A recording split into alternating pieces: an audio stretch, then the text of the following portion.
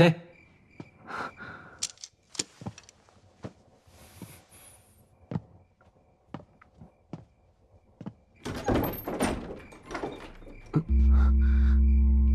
晨儿，娘，你怎么来了？啊，外面冷，屋里说吧。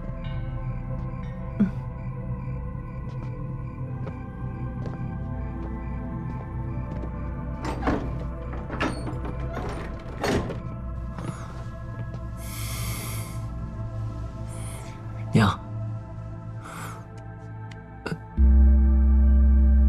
你这手怎么这么冷？在外面待了很久了吧？娘没事儿，娘只是今天高兴睡不着，一下子想起了好多事情。你3岁的时候掉进府中池塘，被人救上来那会儿，已经昏死过去。娘当时真的担心的要命，急忙带着你去宣医药阁抓药，结果你第2天才醒。娘，你记错了吧？孩儿跌入池塘那年都已经5岁了，而且在床上昏迷了3天多呢。娘当时就陪在孩儿身边3天多。当时孩儿醒来的第1眼，就看见娘累得靠在了床榻边上。孩儿清楚地记得，娘你睡着睡着，在梦里还哭了。孩儿当时就暗暗发誓，今后绝不会让娘掉半滴眼泪。对，是娘记错了。你不知道，娘当时有多么的害怕，害怕会失去你。娘，你最近应该是太累了，所以记错了。而且孩儿当时也不是自己不小心掉进去的，是秦奋那家伙故意将孩儿绊进去的。幸亏颖儿姐发现的早，及时让下人把我捞了上来，孩儿这才得以存活。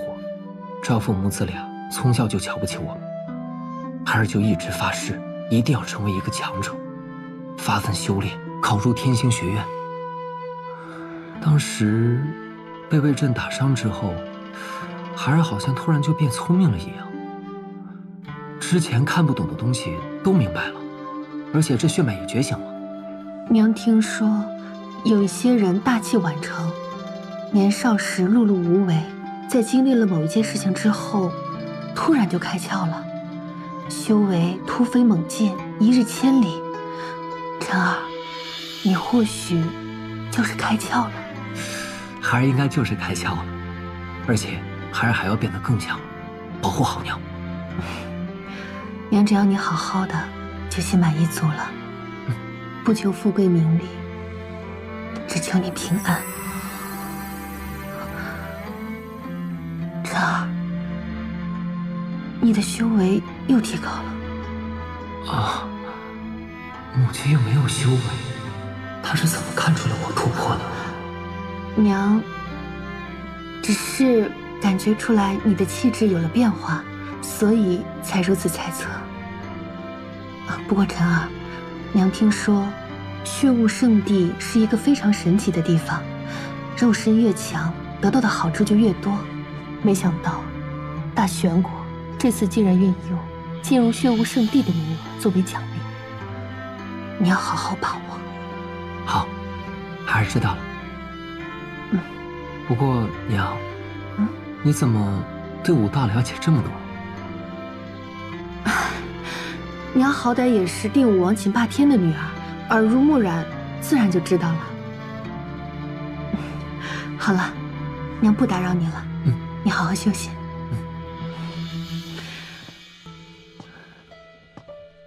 好好休息啊。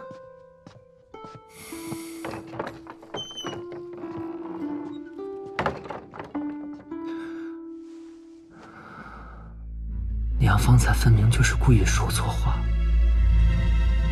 应该是察觉到了我最近的变化。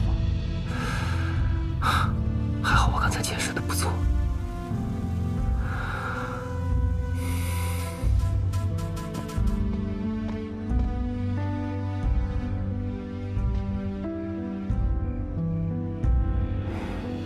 儿虽然和以前不一样了，但只要还是我的晨儿就好。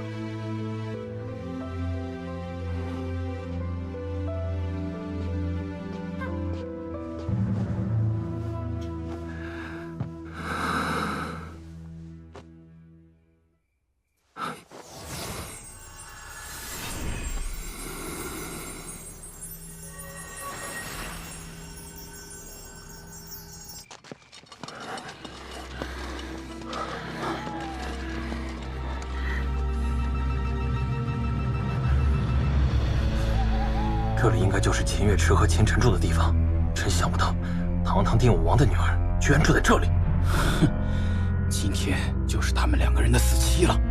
都盯紧了，今夜我要让这2人命丧黄泉，绝不能出半点差错。是。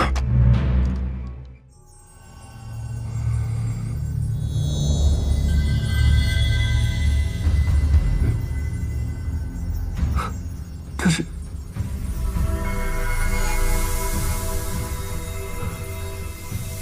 这把神秘古剑为何会出现在我面前？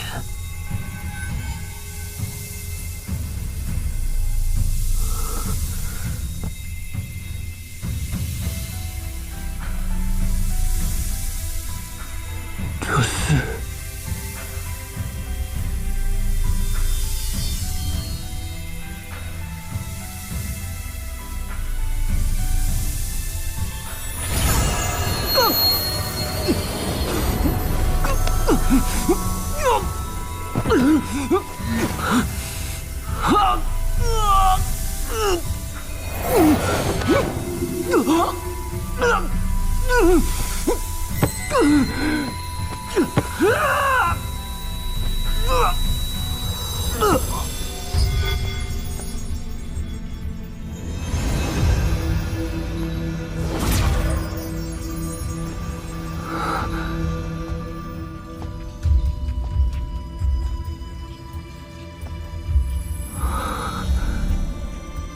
这是我的雷霆血脉。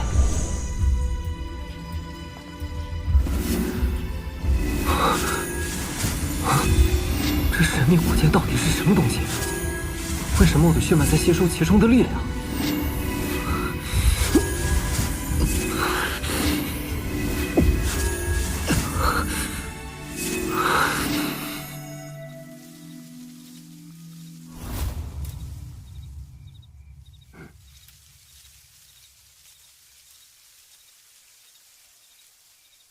什么声音？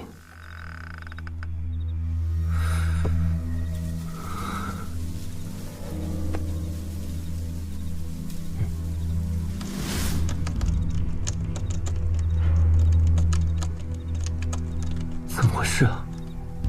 我的灵力比以往敏锐了很多呀。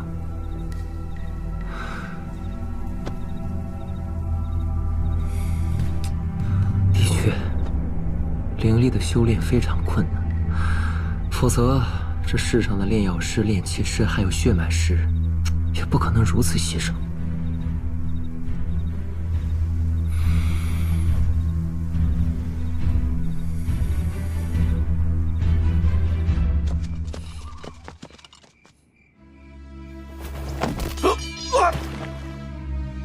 记住，秦月池和秦晨母子就住在这座府邸中。等我号令。 一旦发出讯息，立马出手，将2人击杀，不留活口。听明白了吗？是。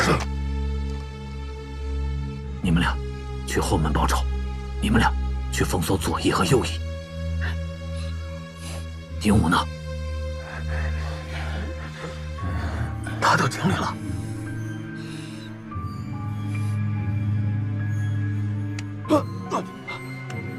我在这儿。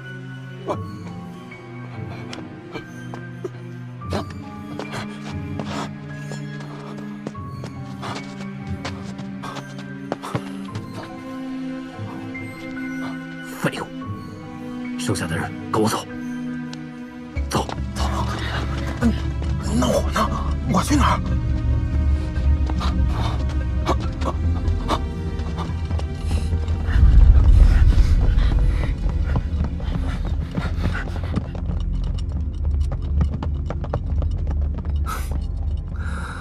看来已经有人迫不及待了。幸亏我早有准备。走。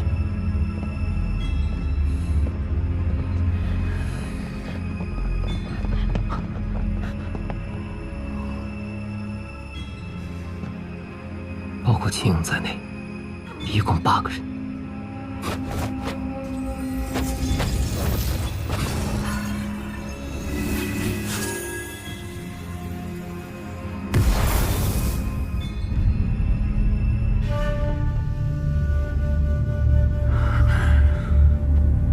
我怎么感觉这地方有点诡异啊？这么黑，完全看不到路啊！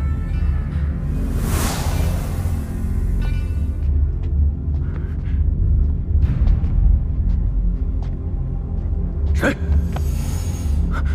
怎么了，影三儿？我感觉好像有人。这里除了咱们，还能有谁？你不会感觉错了吧？别开玩笑，我用灵力感知一下。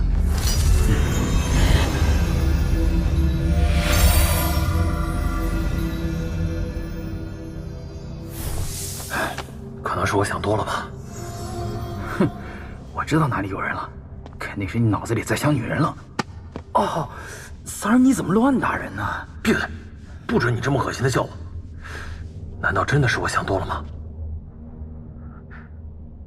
分头行动，抓紧时间，说不定一会儿还有时间吃个宵夜呢。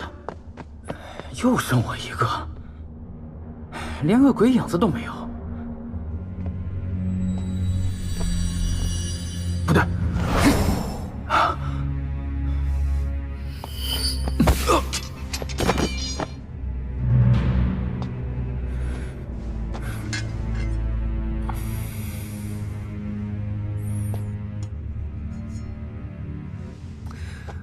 这剑上镀了一层黑漆啊，怪不得黑暗中不会反射任何光亮。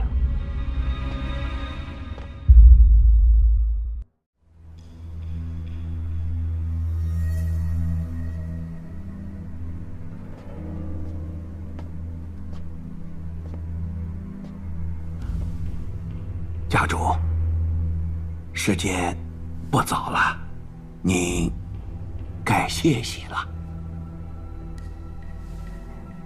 你先退下去吧。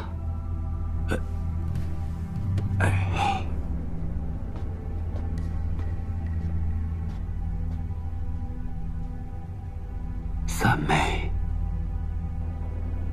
不要怪大哥，大哥没有别的选择。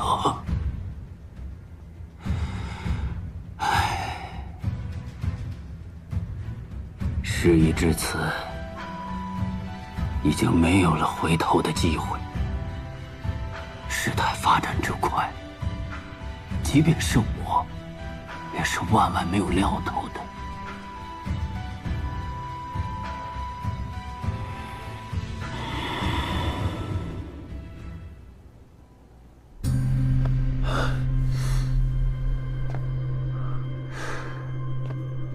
想不到这次的目标竟然是秦府的大小姐。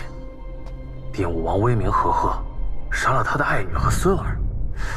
哎，王都又少不了一场腥风血雨啊！哼，不过想想也挺兴奋啊。听说秦府的大小姐当年可是号称全国第1美人呐！嘿呀，今天晚上说不定有什么意外收获呢。谁？影四，你怎么在这儿？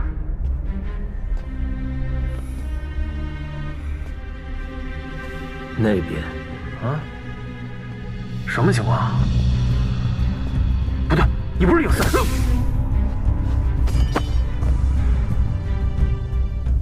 第2个，幸好我早有准备，提前设好了大阵，将我娘的房间隐藏了起来。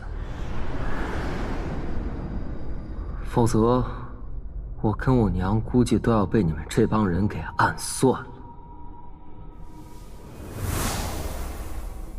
魔族为祸，五域大乱。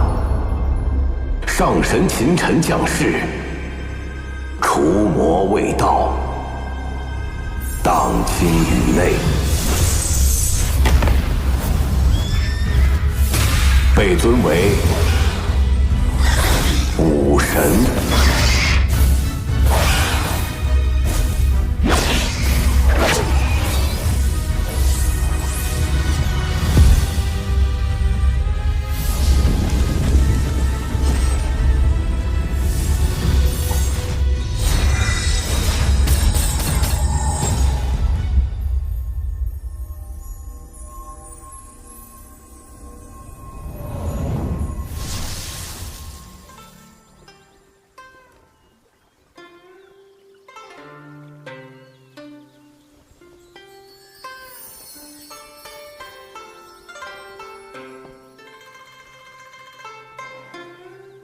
皎皎明月与君语，潺潺流年与君同。芸芸花落与君老。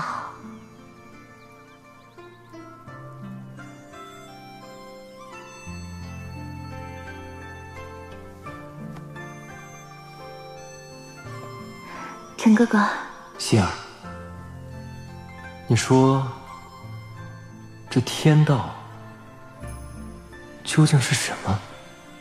日月与卿，朝为日，暮为月，卿为朝朝暮暮。我只想与陈哥哥相伴一生，哪管这天道是什么？天道是天之恩惠，想让我们在这天道轮回之中，感受芸芸众生。陈哥哥，我们是五欲之主，这众生的生老病死、喜怒哀乐，又与我们何干？希儿，你不懂。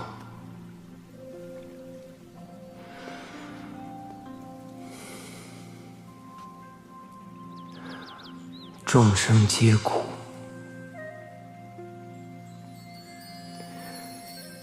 就犹如这花瓣一样，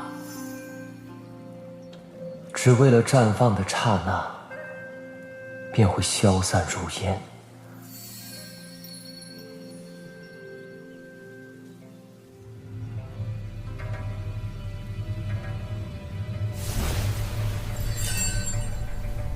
希儿，我们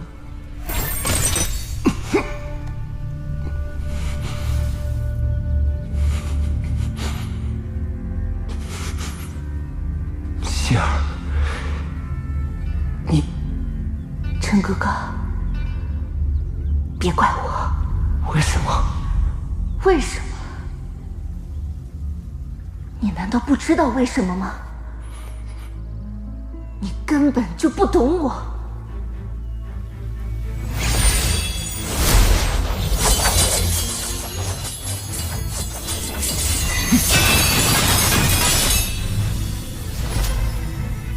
希儿，我到底做错了什么？你要如此对我？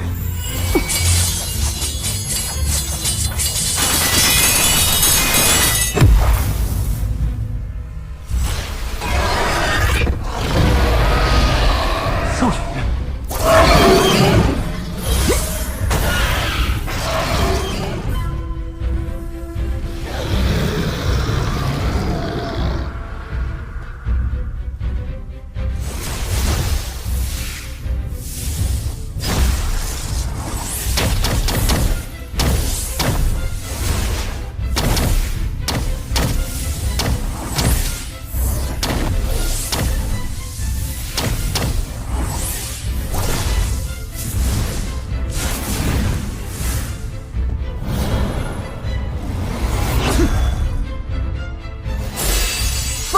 雷电合。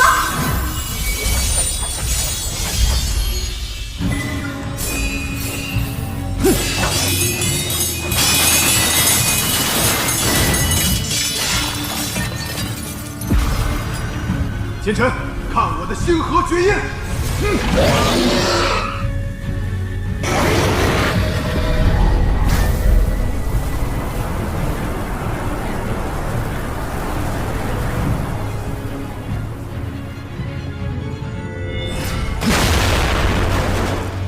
哼，奸臣，就算你修行绝世，也难逃我的手掌。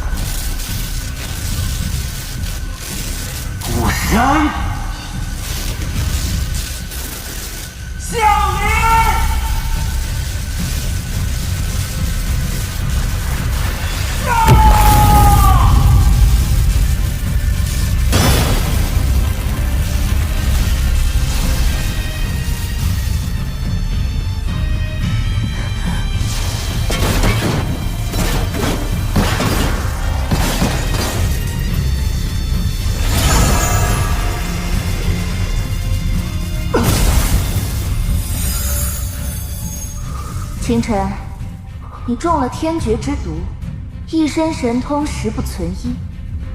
我劝你乖乖束手就擒吧。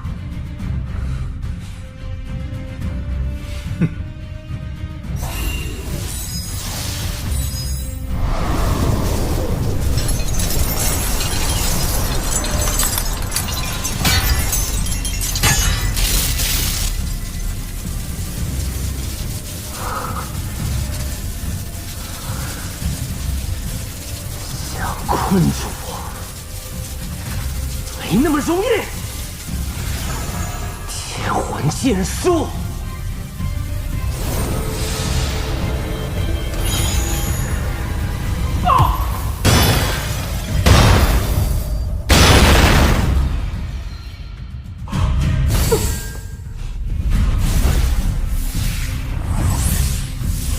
希儿，别让他跑了！追！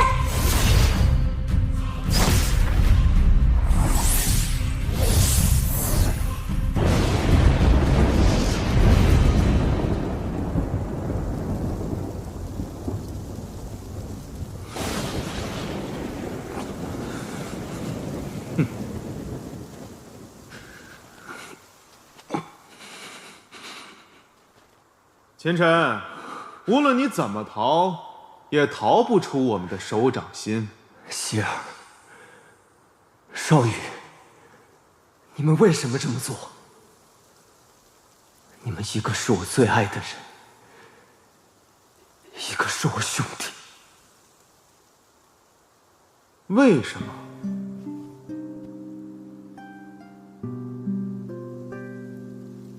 清晨，在你出现之前，我和少羽便是两情相悦。之所以愿意和你朝朝暮暮，不过是为了利用你。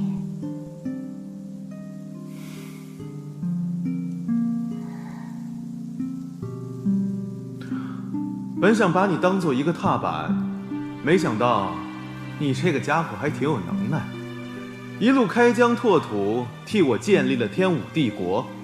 也不管我这么多年和你虚情假意的做兄弟，还要忍受日复一日你和希儿卿卿我我。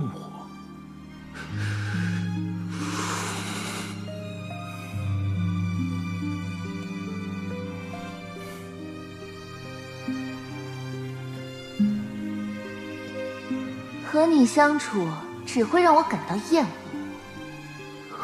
我和少羽早就约定好了，等我们成为9天5地之时，便是你命丧黄泉之日。届时，我就能名正言顺回到他身边。秦晨，我承认，你的确是个人物，能凭一己之力在五域成为一代传奇。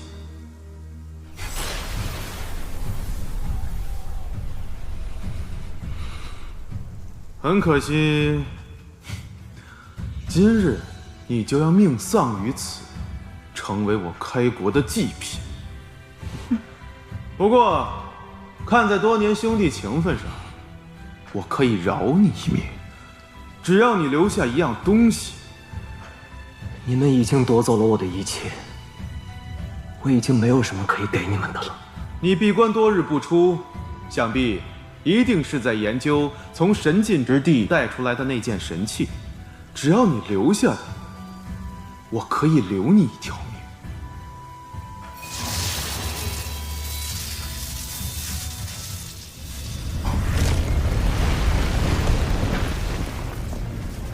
我前尘看破了天机，却没看透人心。我追逐了半生，都在与天命抗争，没想到会落到今天这步田地。少羽，你还是不懂我。我前尘贪生，却从不怕死。小心！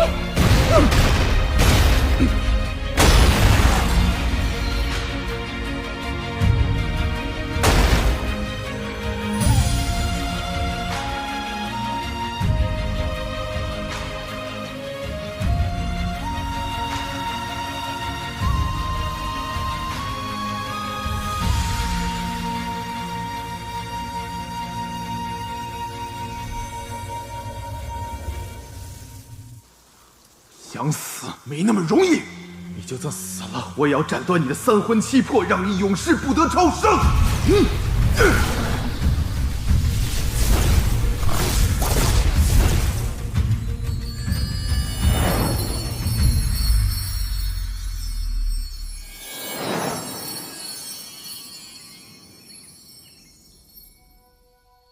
陈儿。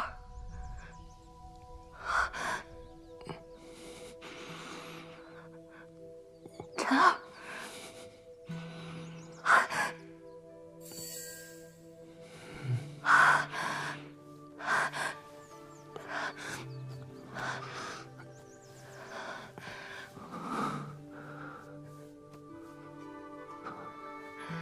我这是……你终于醒了，陈儿。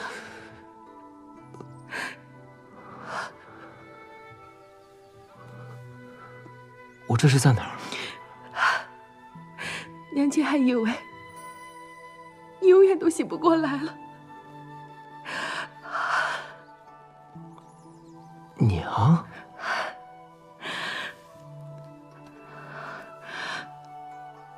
你怎么会被人打成这个样子啊？听学院的人说，你和文夏公子诀都是真的吗？他怎会对你下此毒手？这不是存心要我孩儿的命吗？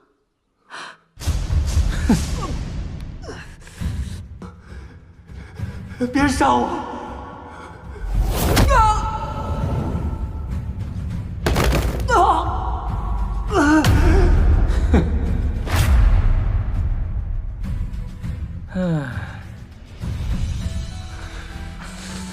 陈儿，你怎么了？虽然不知道是怎么回事，我好像做了一个很长很长的梦，梦里的一切感受都是那么深刻。上官希啊，风少羽，他们都是谁？冥冥之中，似乎有一种命数，让我脑海中多了这样一段记忆。没事吧，陈儿？我没事。你都已经昏迷3天3夜了，吓死娘亲了！以后再也不许你行事如此鲁莽，听到没有？如果你要是不在了，你让娘亲一个人怎么活？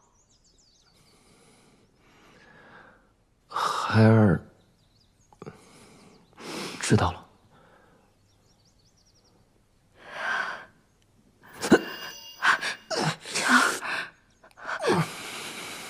晨儿，你没事吧？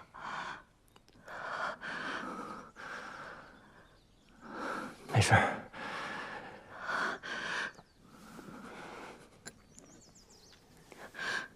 快喝下这汤药，补补身子。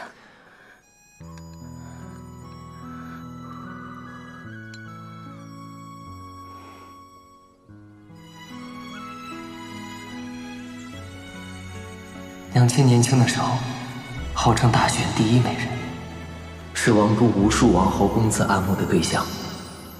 提亲的媒人带着礼物踏破了门槛，甚至于当今圣上听说娘亲的美貌，都有意纳她为妃。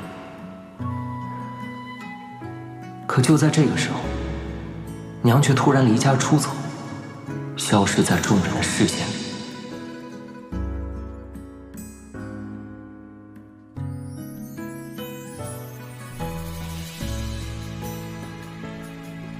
3年后，娘才回到秦府，怀里还带着一个婴儿。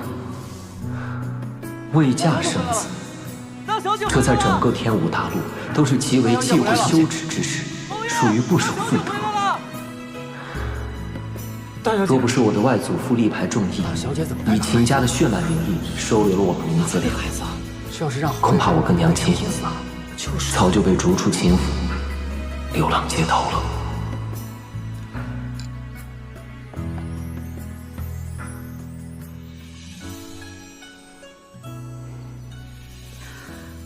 晨儿，虽然这一次你没有觉醒血脉，但是不要紧，以后还有机会。没有觉醒血脉？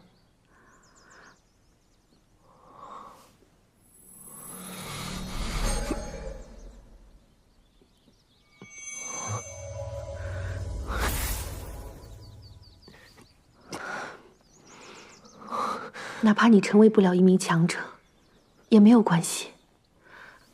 娘会一直保护你的。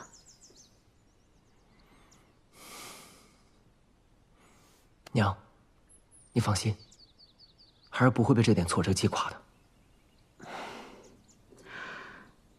既然如此，娘就放心了。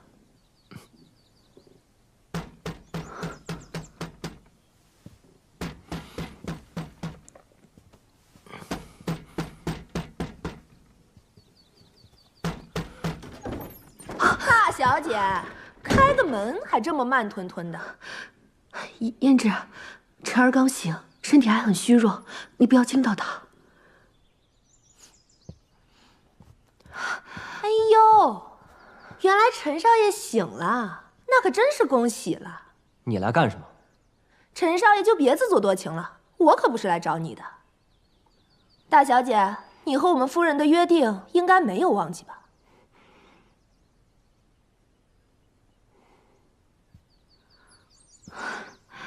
晨儿，你好好休息，娘出去一趟。娘，你要去哪儿？我跟你一起。傻孩子，娘就在这王府之中，你好好休养身体，娘亲去去就回。娘，你告诉我，你跟赵夫人到底约定了什么？一个半死不活的人，问那么多干什么？本姑娘告诉你得了，你娘答应了我们夫人今天和齐王爷见面，现在齐王爷已经到了大厅，就等你娘过去了，你可别坏了我们夫人的好事。你说齐王赵启瑞，赵凤这到底安的是什么心？竟然让我娘去见赵启瑞那个混蛋！你，滚出去！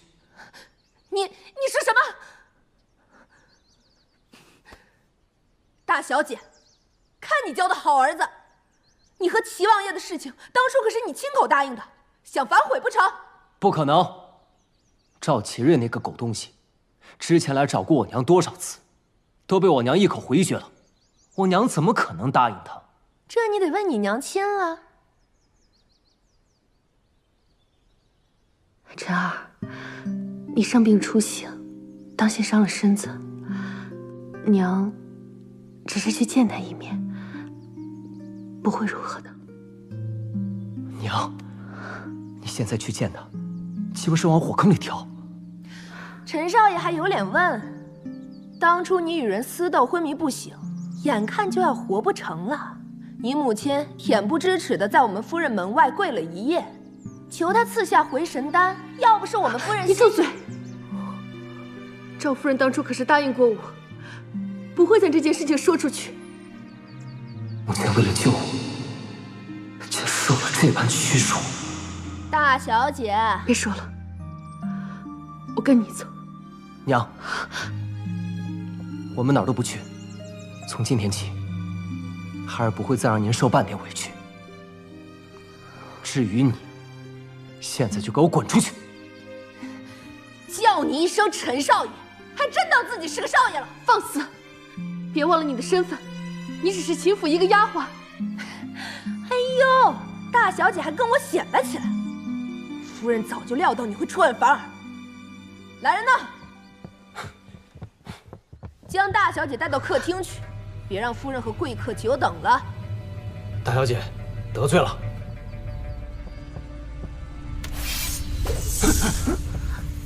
谁敢动我娘？你这个废物！别忘了这个家是谁做主，还不快将大小姐带到客厅去！夫人怪罪下来，你们担待得起吗？陈少爷，是赵夫人让我们带她走的。倘若你执意阻拦的话，就休怪我们两个不客气了。不要命的话，可以试试。我看你们谁敢动我娘！你们这群狗仗人势的东西，信不信我按家规把你们流放3000里，一辈子翻不了身？胭脂姑娘，他秦晨毕竟是秦家的人，当真把事情闹大的话，咱们这些下人可没好果子吃啊！哦，是谁要流放谁呀？夫人，这么小的事儿都做不好，我平时怎么教你的？奴婢无能，请夫人责罚。先退一边去吧，丢人现眼。是。哎，月池妹妹，别来无恙啊！没想到啊，我这外甥昏迷了几天，变得这么有胆量，居然要流放我的人，哼，还真是长志气了。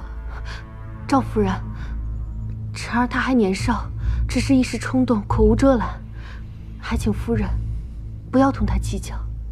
年少，身为秦家子弟，不知勤学好进，却在学院与人私斗，还在这里大放厥词，欺辱下人，违反秦家家规，该当何罪啊？晨儿她并非有意。该当何罪的人，应该是你吧？你，哼！你身为秦家主母，却纵容下人随意欺辱秦家子弟，这就是你所谓的秦家家规。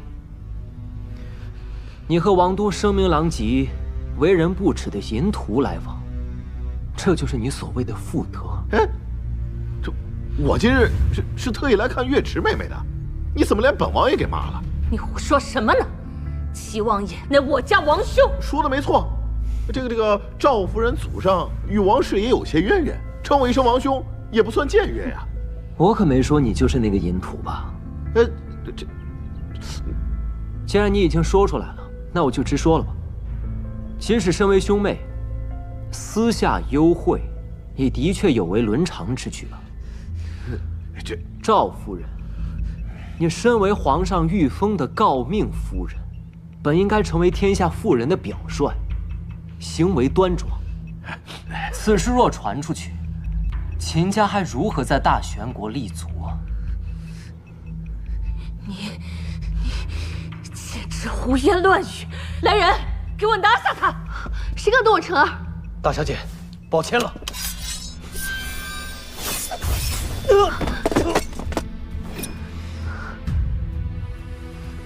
清晨，你竟还敢还手，这可是你逼我的。来人呐，家法伺候，以儆效尤。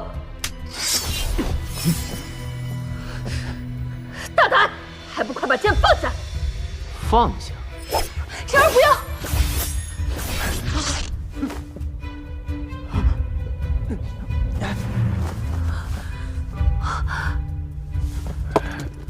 你要放心，孩儿自有分寸。我警告你，不要太过分了。我看过分的是你啊，赵凤。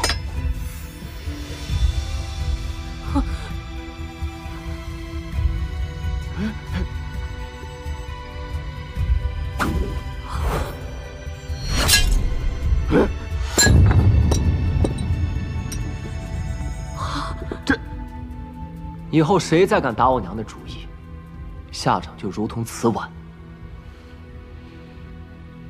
赵夫人，你不是说跟月池妹妹说好了吗？齐王爷，你听我跟你解释啊！解释什么？哼！月池妹妹，今天这事儿，本王并非有意冒犯。这么多年来，我对你的真心，难道你还不明白吗？齐王，请自重。啊，月池妹妹，闭嘴！如果你再往前一步，杀无赦！秦勇，别在门外站着了。是。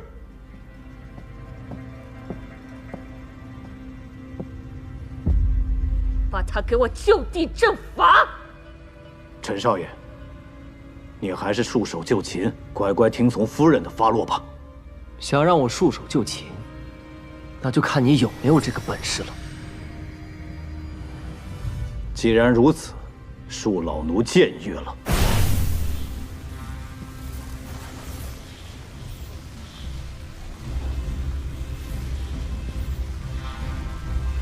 哼！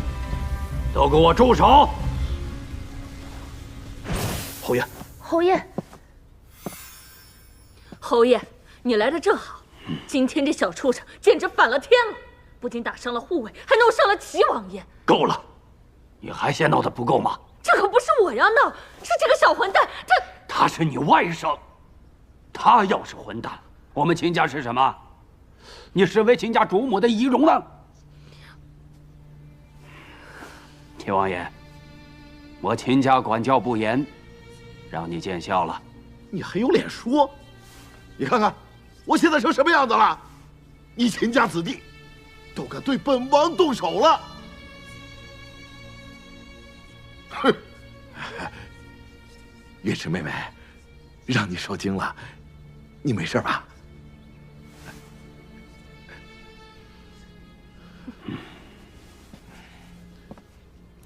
秦远红，今天这事儿，我倒要看看，你怎么给我交代。今天这事，秦某自会给王爷一个交代。不过王爷今天到毕府来看舍妹，这事儿传出去不太好吧？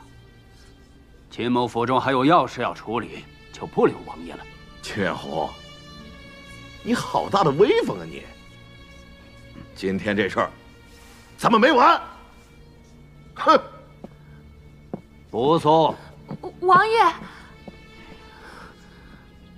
还有你们，该干什么就都干什么去。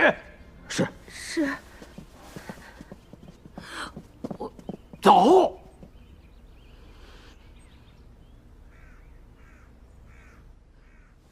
哼，月池妹妹，今天这事儿，本王并非有意冒犯。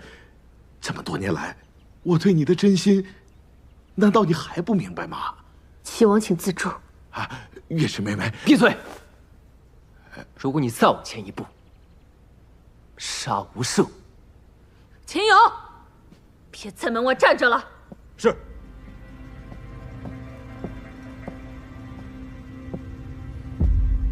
把他给我就地正法。陈少爷，你还是束手就擒，乖乖听从夫人的发落吧。想让我束手就擒，那就看你有没有这个本事了。既然如此，恕老奴僭越了。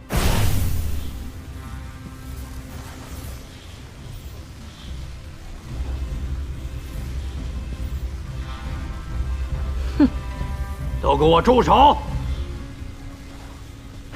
侯爷，侯爷，侯爷，你来的正好。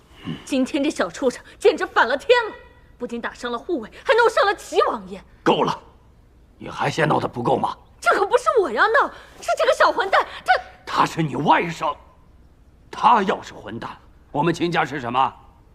你身为秦家主母的仪容呢？齐王爷，我秦家管教不严，让你见笑了。你还有脸说？你看看，我现在成什么样子了？你秦家子弟都敢对本王动手了！哼！月池妹妹，让你受惊了，你没事吧？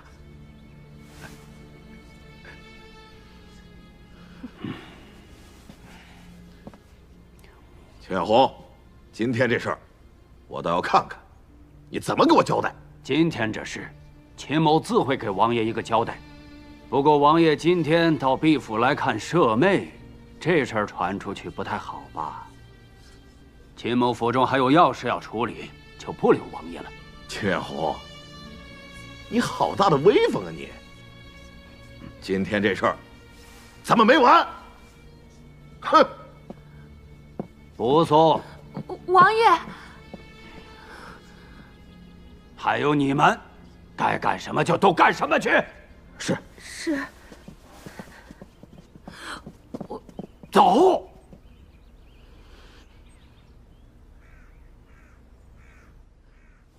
哼。秦晨，长出息了，都敢动手伤人了。刀剑无眼，快收起来！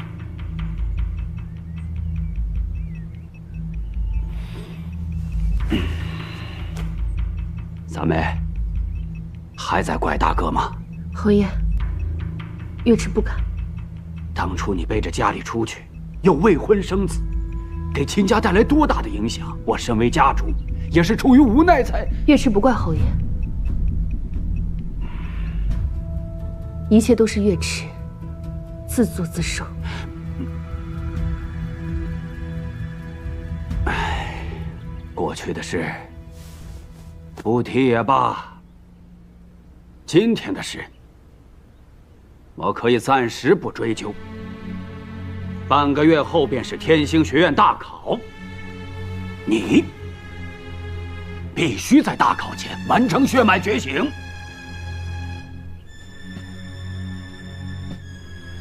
好让王都的达官贵人们都知道，我秦家的子弟个个都是人中龙凤，而不是废物。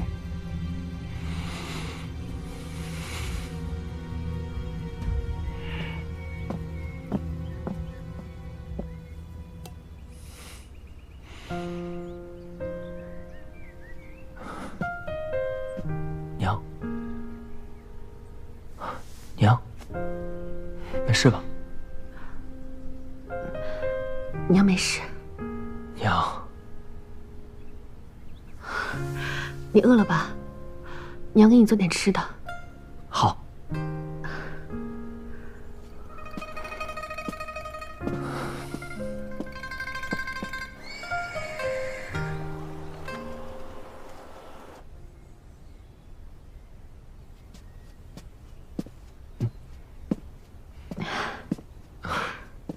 晨儿，快吃吧。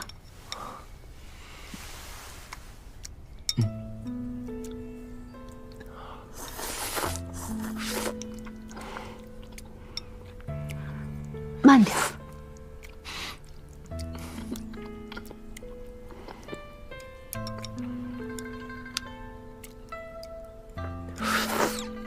晨儿，你舅舅官拜中郎将，封安平侯。他是一个极其铁石心肠之人。这一次，他没有罚你，不是他的行事风格。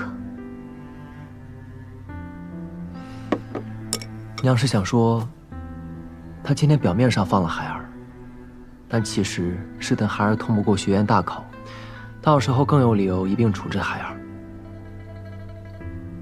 我的晨儿懂事了。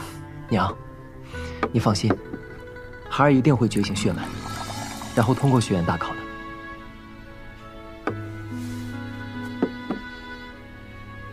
娘相信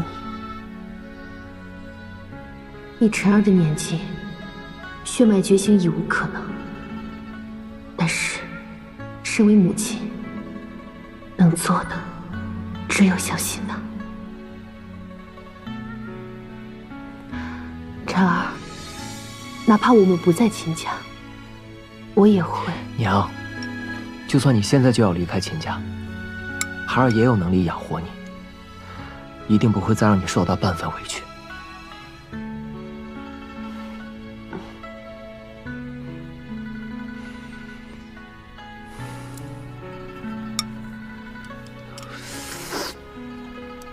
晨儿，你的修为怎会？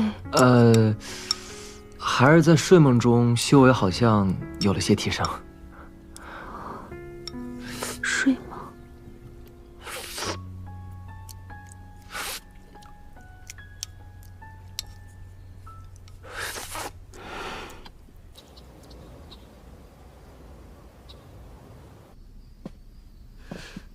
秦远红，你今天到底怎么回事？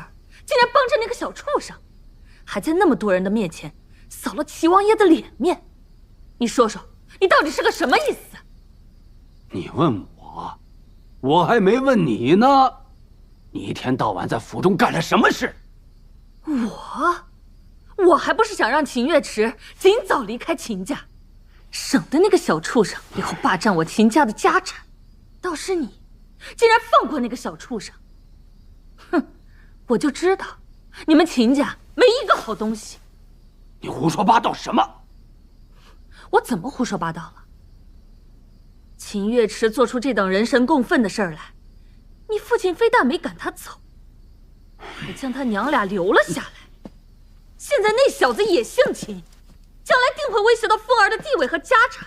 我这么说，难道不对吗？你也知道父亲记挂着三妹啊。今天你把齐王带到府里来，父亲的脾气你是知道的。今天的事让他知道了，看谁能保得了你。难道就这么让那个小畜生在秦家待下去吗？所以我跟你说要忍。哼，秦晨到现在连血脉都未曾觉醒，此次学院大考他必然通不过考核，到时我作为家主即可将他赶出秦家。那时候父亲也不好说什么，倒是你一天到晚尽在胡闹，真是妇人之见。哦，原来你打的是这个主意。不然你以为呢？你个妇道人家，只会坏事，能干什么呀？也对，秦家子弟个个武艺超卓，若是那个小畜生通不过学院考核，届时再将他逐出，到时老头子也无话可说。哼！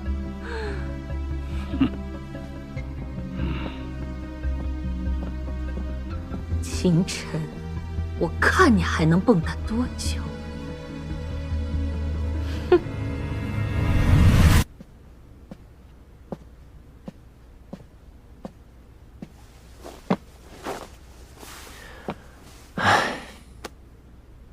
为了娘亲，必须尽快变得强大起来。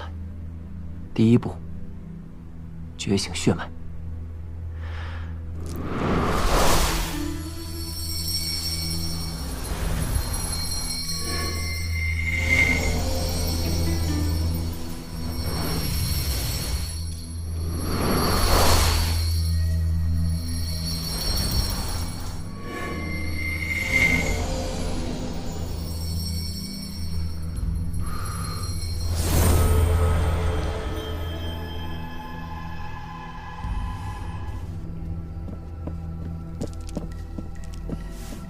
夫人，那小子一直待在屋里，并未出去。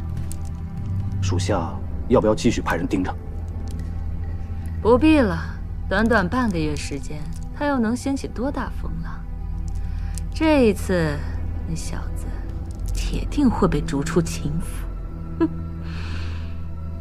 哼，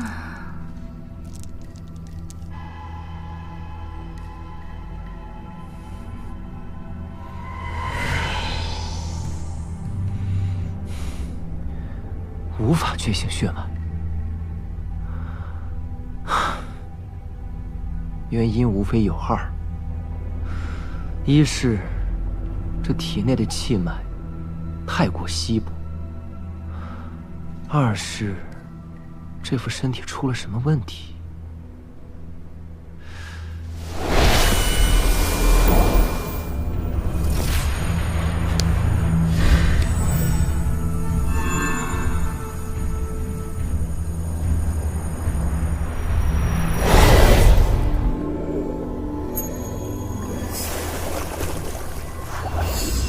这是我在神境之地得到的一把神秘古剑，传说是从天界流传下来的。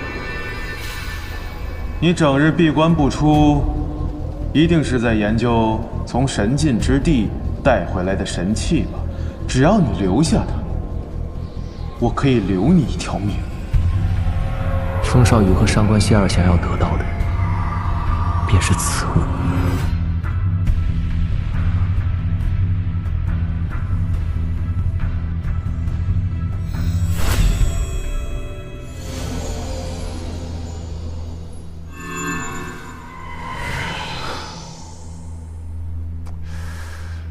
这体内的气脉已经全部定型，想要觉醒血脉的话，只能破而后立。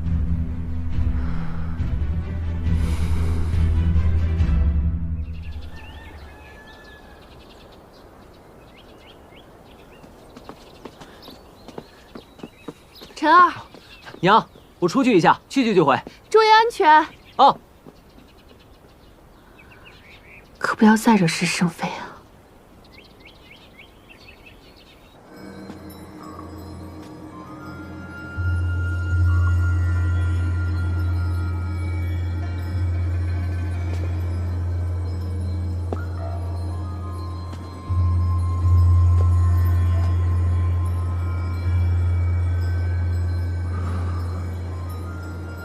终于到了。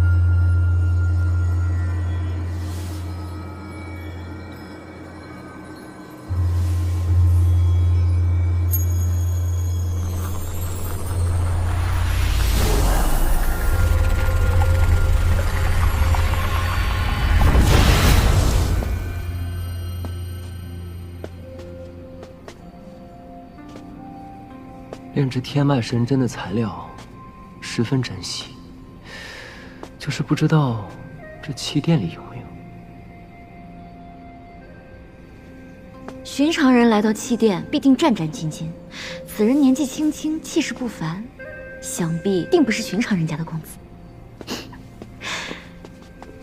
这位公子，欢迎来到气殿，请问有什么可以帮您？我想购买几种炼器的材料，不知道你这里有没有啊？公子说笑了，连气殿都没有的炼器材料，您就是翻遍整个大玄国，也未必找得出来。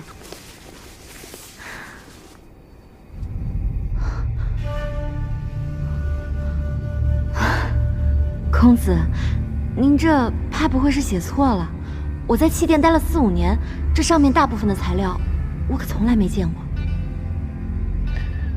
这大玄国果然是地处偏远，我也将那几种高阶材料都换成了普通材料，没想到还是没用。若是不能炼制成天脉神针，就没有办法破而后立。公子，您在说什么？哦，没什么。我跟你换几种材料吧。有笔墨吗？有，公子这边请。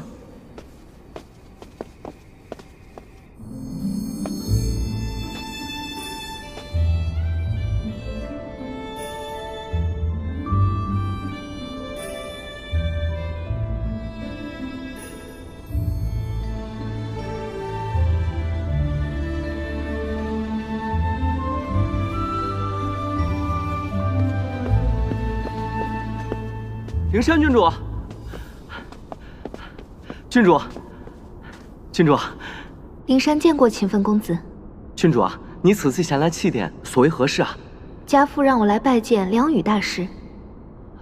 正好，我也有要事要找梁羽大师，不如我们一同前往。行。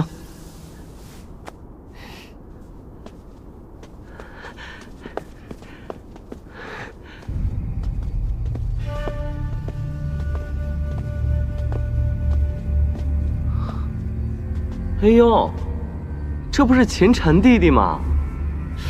听说你连血脉都还没有觉醒，怎么，这当不了一名武者就改行当炼器师了？勤奋公子，这位也是你们秦家子弟吗？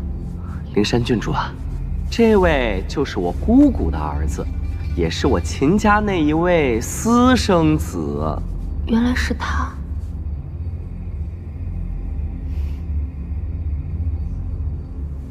秦晨，这里可是祭奠啊，不是你该来的地方。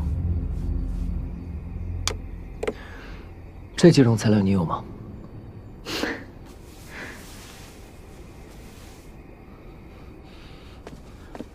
什么材料？让我看看。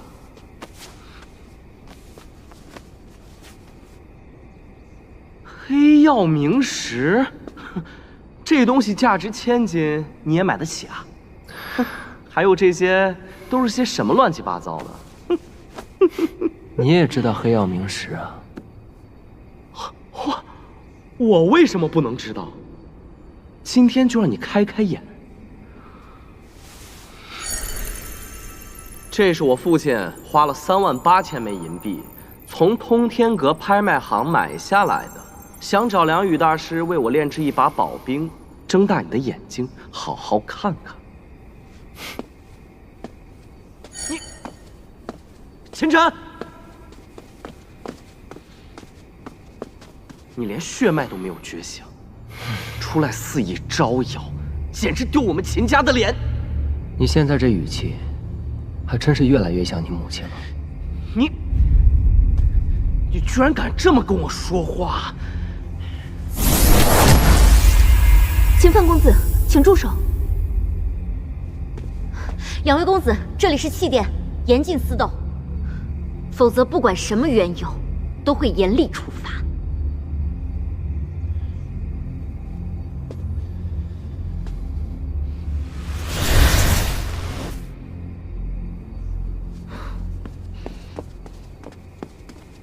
拜见梁羽大师。今天算你走运。拜见梁羽大师。炼器师，在下勤奋，安平侯次子，想请梁羽大师用黑曜冥石为在下炼制一柄宝兵。你想炼制什么？一柄3尺利剑。黑曜冥石乃顶级炼器材料，只需一点点便可。家父说了，此次炼制无论成败，剩余石料全由梁羽大师自行处置。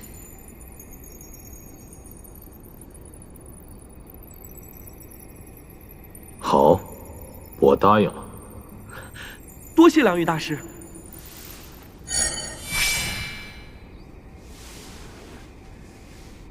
梁大师，晚辈赵灵山，家父赵静，这是家父给您的一封信。原来是灵山郡主。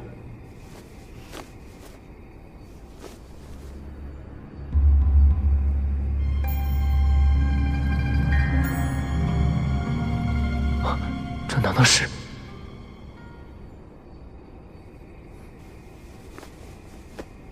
我和康王爷有些交情，他在信里说，你想成为我的弟子。是，晚辈想成为一名炼器师。我收弟子，向来不问身份来历，只问天赋资质。你若不合格，即便是康王爷的女儿，我也不会收的。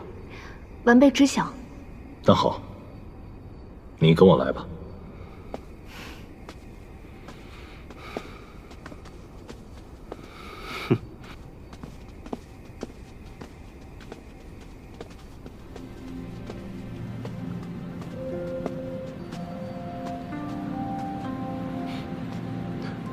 你跟过来干什么？晋升。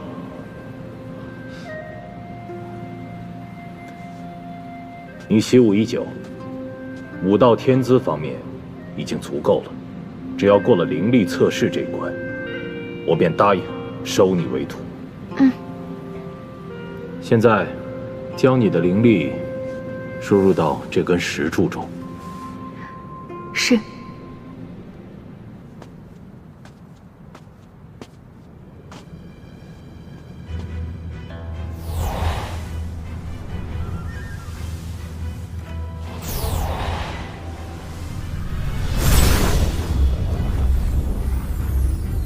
成为一名炼器师，最重要的是灵力天赋。唯有强大的灵力，才能在兵器中篆刻下各种铭文，使普通武器能够成为一柄宝兵。灵力强度够了，松手吧。接下来，测试灵力天赋，将你的感知融入到这块水晶中。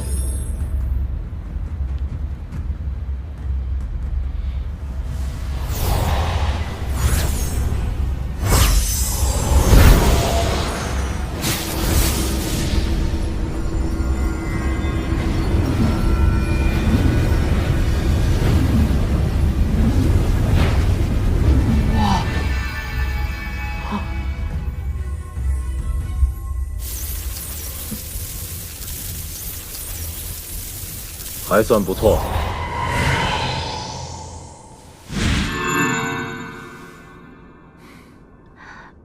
梁大师，我通过了吗？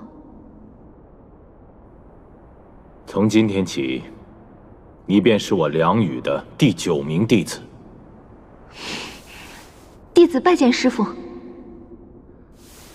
恭喜灵山郡主拜师成功。多谢秦分公子。灵山郡主客气了，能够陪灵山郡主前来，是我秦分的荣幸。闲话说完了，你们2个可以走了。是。灵山，你跟我来。你叫梁宇。秦晨，你疯了吗？竟敢直呼大师名讳！大师，舍弟不懂规矩，还请梁大师见谅。你应该刚成为炼器师没多久吧？秦晨，看在你还年少的份上，我不和你计较。现在，给我滚出气殿！想要成为一名炼器师，就必须炼制一把宝兵。如果我没猜错的话，你当年考核炼制的应该是一把火属性的宝兵。你怎么知道？我不光知道你炼制的是一把火属性的宝兵，我还知道你就要死了。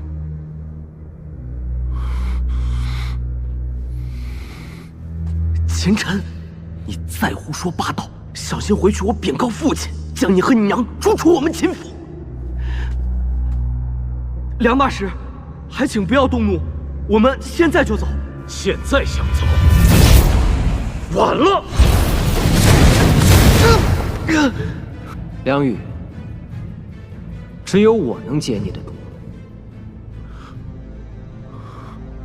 如果我是你的话，绝对不会出手。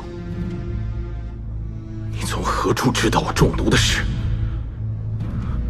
你运动真气的时候，天门、中枢2穴，是不是会感到不适？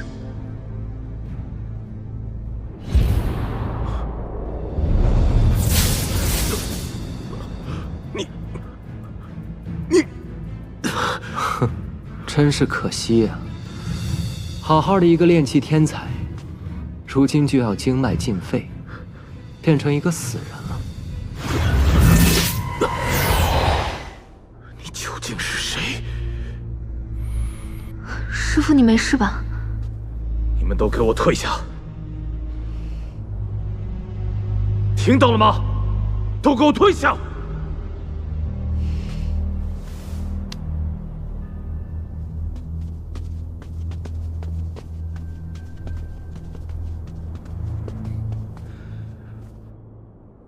你刚才说的究竟是什么意思？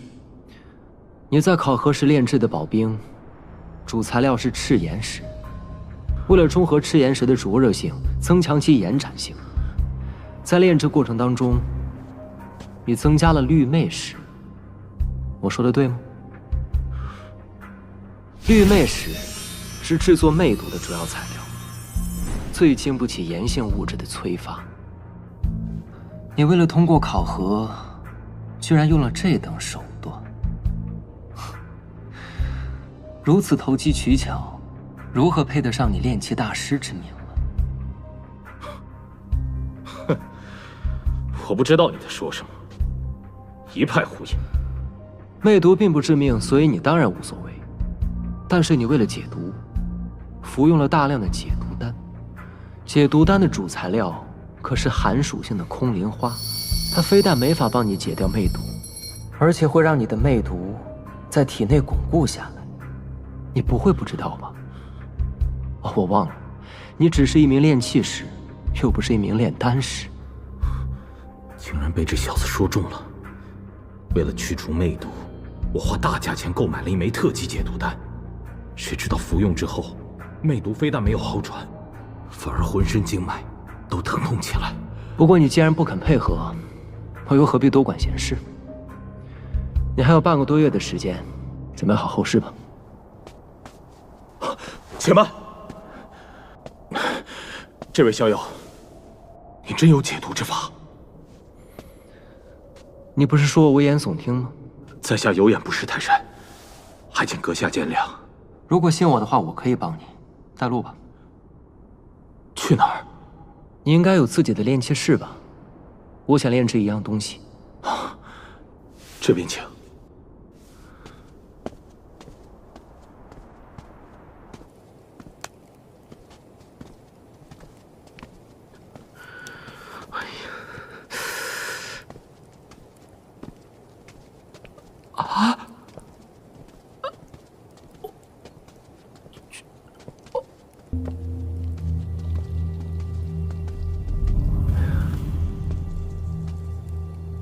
不知小友想炼制的究竟是何物？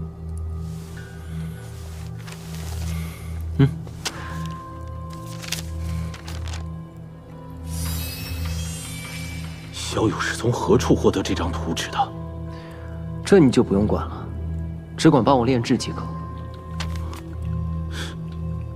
墨迹还未干，莫非是什么传世之作的临本？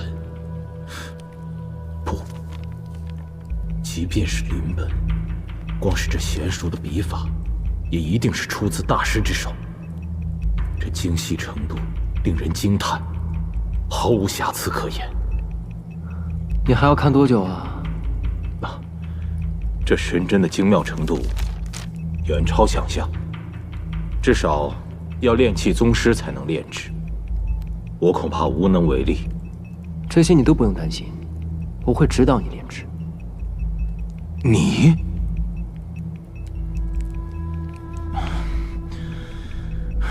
那炼制的材料用什么？就用你方才得到的黑曜冥石。这可是安平侯二公子嘱托我炼制宝冰用的，用掉了，我该如何解释？你自己应该有办法吧？再说了，是炼制神针还是宝冰，你应该心里有数。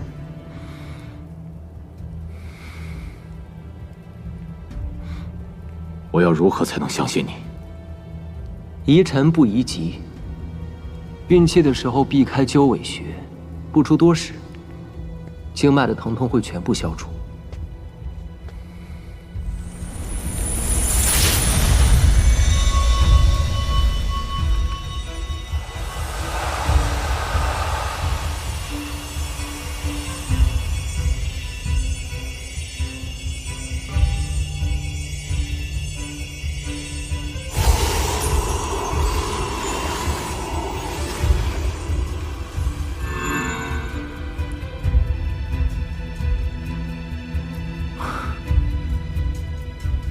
确实好多了。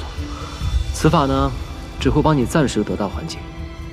等你事情办好之后，我会将解毒的方法告诉你。别耽误时间了，开始吧。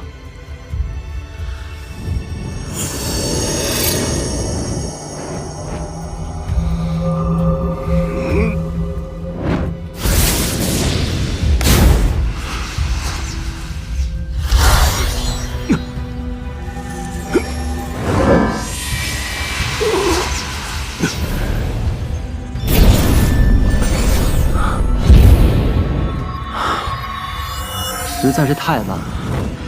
你在黑曜冥石上撒一些石华粉。石华粉，这东西撒在黑曜冥石上有什么用？岂不平添杂质，变成了一块废料？让你加你就加，届时跟杂质一起剔除即可。这是你让我加的，废掉了黑曜冥石，可别怪我。